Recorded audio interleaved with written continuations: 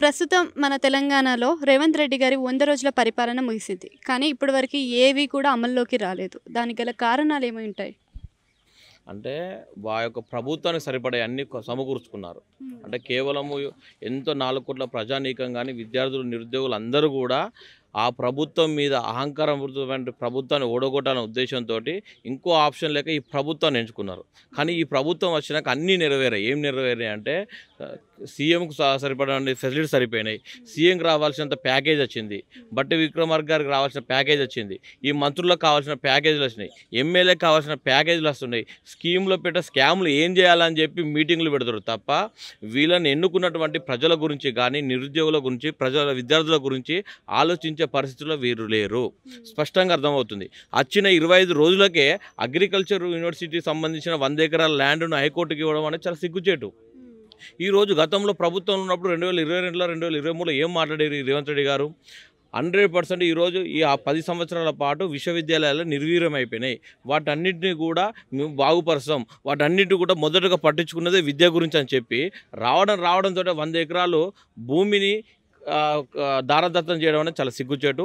Chinnappa Reddy commission చాలా స్పష్టంగా చెప్పింది, యూనివర్సిటీకి సంబంధించిన ల్యాండ్లను వేరే పర్సన్స్ కానీ దాని తర్వాత ప్రైవేట్కి ఎవరికైనా ఇవ్వడానికి కూడా ప్రభుత్వానికి అధికారం లేదని చెప్పి కోర్టే తీర్పిచ్చింది.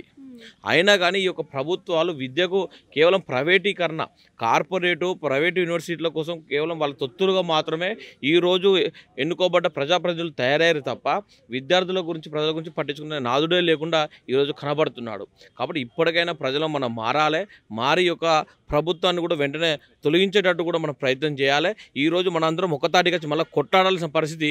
ఈ ప్రభుత్వం వచ్చినాక ఎంతో బాగుపడదని ఊహించుకున్న వాళ్ళందరి జీవితాలు కూడా మళ్ళీ అదే రోగం వచ్చింది. కేసీఆర్ కంటే ఎక్కువ తుగ్లక్ పాలన చేసే రోజులు కనబడుతున్నాయని స్పష్టంగా కనబడుతుంది. ఇంకొక విషయం ఏంటంటే జై తెలంగాణ కేసీఆరే ఈరోజు మన తెలంగాణ రాష్ట్రాన్ని 20 ఏళ్ళు వెనుకకు నెట్టిండు.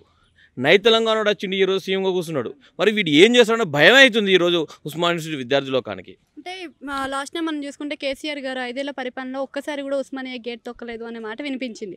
అది విద్యార్థులు చాలామంది కూడా చెప్పడం జరిగింది. అదే ఈ ప్రభుత్వంలో అయినా వచ్చే అవకాశాలు ఉంటాయి అనుకుంటున్నారా? గేటు తొక్కనీయలే కాదు, ఆయన రావాలని చాలాసార్లు ట్రై చేసిండు. మేము రానియాలి. ఈరోజు ఏ ఆశలతోటి ఏ ఆకాంక్షలతోటి తెలంగాణ సాధించుకున్నామో వాటి గురించి నీళ్లు నిధులు నియామకాలు కేవలం వారికే పరిమితమైనాయి. కానీ ఈరోజు ఒక్క డిఎస్సి నోటిఫికేషన్ లేదు, ఒక్కటి కూడా సరిగ్గా లేదు. కాబట్టి నీకు వచ్చే అర్హత లేదని చెప్పి మేము రానియాలి. ఉస్మానియా విద్యార్థులు మేము రానియాలి. ఆయన రావాలని ఎన్నోసార్లు ట్రై చేసినా కానీ ఎన్నడూ కూడా మేము రానియాలి.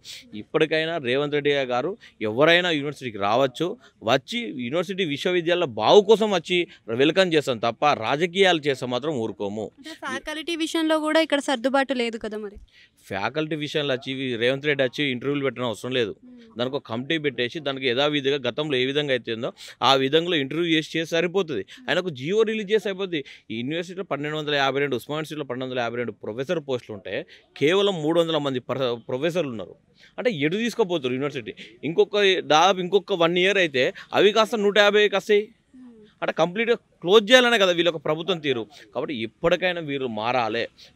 వీళ్ళని ఎంతోమంది కోరికలతోటి ఎంతో మా జీవితాలు బాగుపడతాయని ఈ ప్రభుత్వాన్ని ఎంచుకుంటే వీళ్ళు కేవలం స్కీమ్లో పెట్టే స్కాములు ఇవ్వాలి. గత ప్రభుత్వాలు ఎట్లా సంపాదించుకుంటే మేము కూడా అట్లా సంపాదించుకోవాలనే ఆలోచన నుండి బయటికి వచ్చేసి ప్రజలకు సేవ చేయాలి. ఈరోజు 12,752 గ్రామాలల్లా నా విగ్రహం పెట్టుకోవాలని నేను లేనప్పుడు అనే ఆకాంక్షతోటి మన మనసులను గెలుచుకునే విధంగా ఈరోజు పనిచేయాలని ఈరోజు ప్రభుత్వానికి విజ్ఞప్తి చేస్తున్నాం.